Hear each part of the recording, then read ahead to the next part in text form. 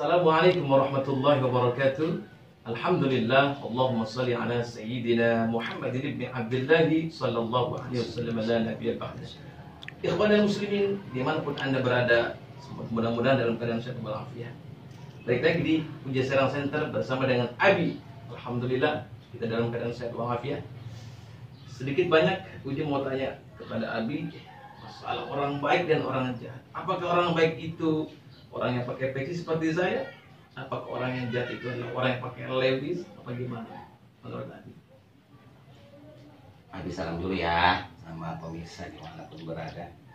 Bismillah, assalamualaikum warahmatullahi wabarakatuh. Semoga ikhwan senantiasa dikuatkan iman dan Islamnya ya. Karena menghadapi situasi dan kondisi zaman sekarang berjaman fitnah dajjal ya. Fitnah dunia yang benar-benar semakin tahun semakin kuat banget. Hanya orang-orang yang diberikan kekuatan oleh Allah yang mampu ya untuk menjalani hidup ya, hingga selamat dari berbagai fitnah dunia ya ikhwanal muslimin. Kalau berbicara seperti apa sih orang baik itu, kita kembalikan kepada Al-Quran ya. Allah berfirman dalam Al-Quran, Bismillahirrahmanirrahim. Alladzina yu'minuna bil ghaibi wa yuqimuna as-salata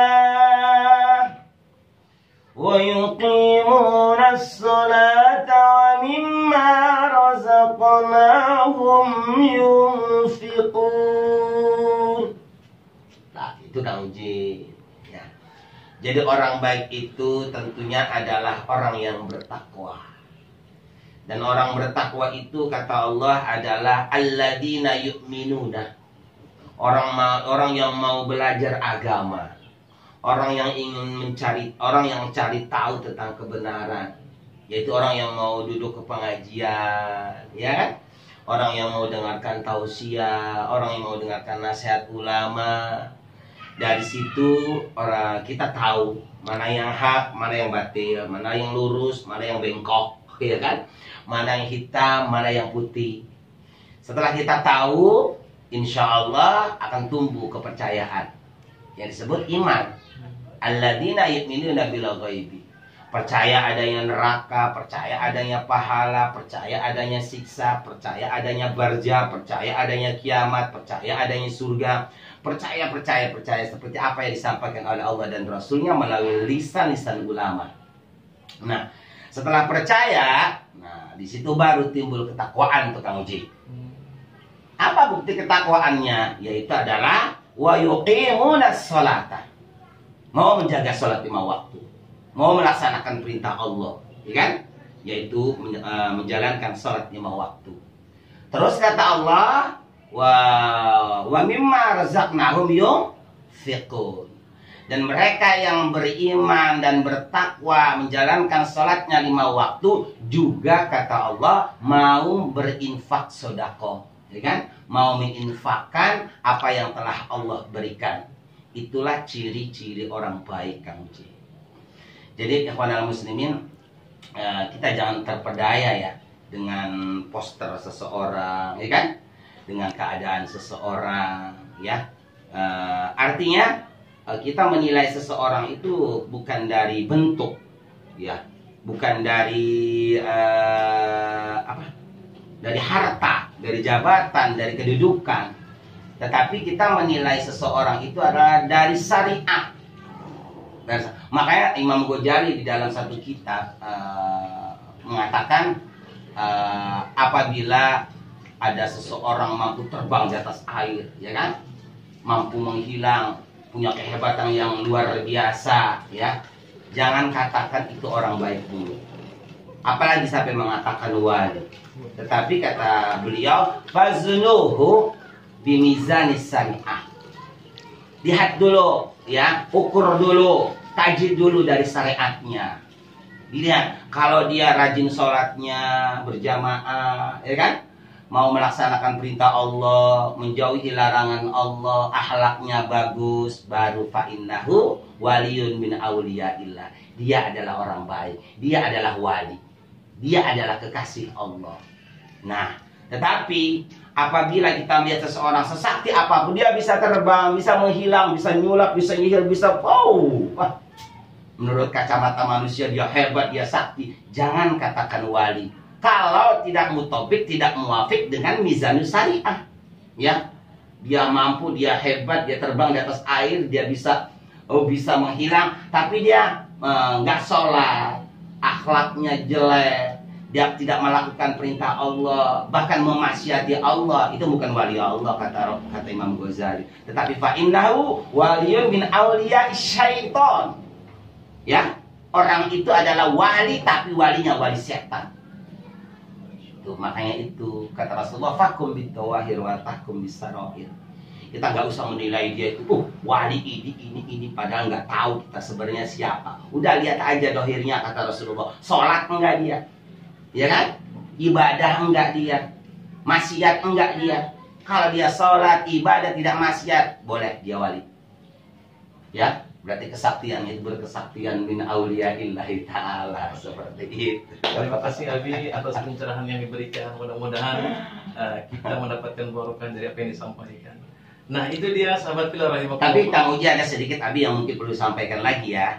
Ini ikhwanul muslimin, kenapa Allah mengatakan orang baik itu katakan wali itu adalah orang yang beriman dan menjalankan salat lima waktu. Lalu Allah katakan yang dermawan. 3, beriman, menjaga salat lima waktu, dermawan, mau menginfakkan rizkinya. Nah, ikhwanul muslimin, pertama iman, yang kedua adalah sholat. Kenapa Allah sampaikan amaliyah orang baik itu sholat dulu? Karena sholat itu rajanya amal. Awas Kang Uji, jangan tertipu. Sebaik apapun dia, kan kadang ada orang ngomong gini Kang Uji, oh dia mah walaupun nggak sholat, tapi orangnya baik loh, ada ya kan? Tapi orangnya baik loh, katanya dia mah dermawan, ya kan? Nggak pernah mabok-mabokan, nggak berzina, bahkan dia pergi haji loh katanya setiap tahunnya, pergi umroh. Nah, kalimat dia walaupun nggak sholat orang baik loh, karena dia itu bersedekah, dermawan, kan? Akhlaknya bagus, rajin pergi haji tiap tahun, itu salah besar ya kawan. Kenapa dikatakan salah besar? Justru tanda-tanda esensial orang yang celaka, orang yang tidak baik, orang yang batil adalah orang yang meninggalkan sholat.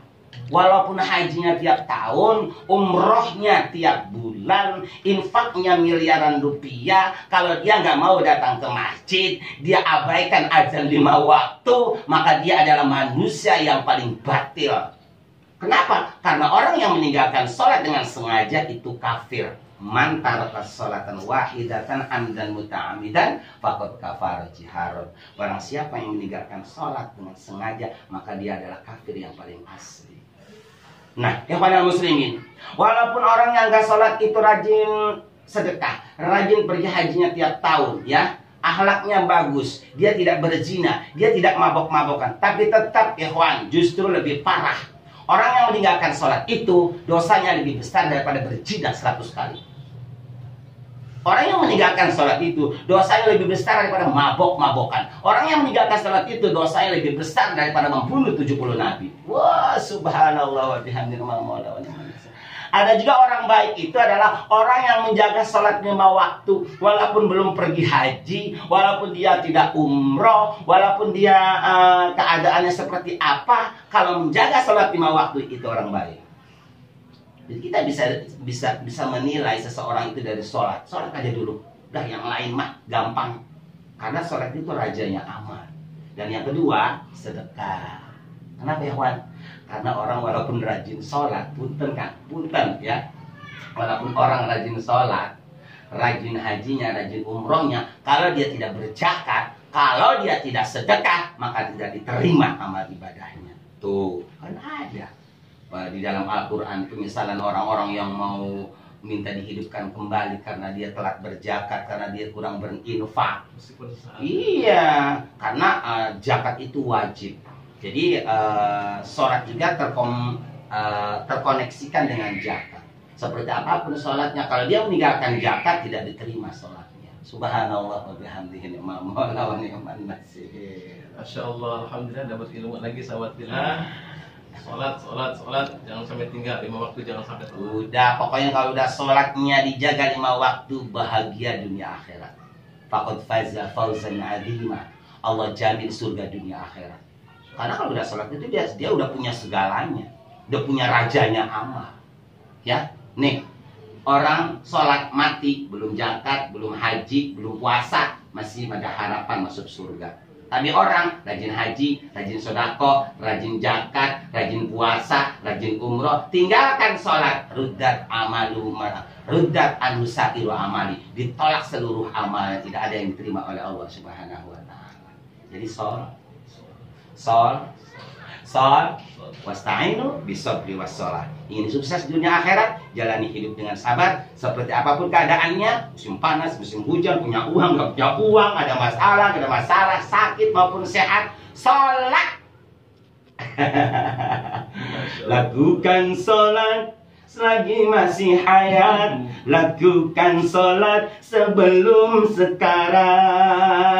Sampai kapan kewajiban sholat? Sampai kita disolatkan. Jangan berani-berani meninggalkan sholat sebelum kita disolatkan. Yuk kita ujungi, ditutup dengan salam. Akhirul kalam, wabillahi taufiq wal hidayah. Wassalamualaikum warahmatullahi wabarakatuh.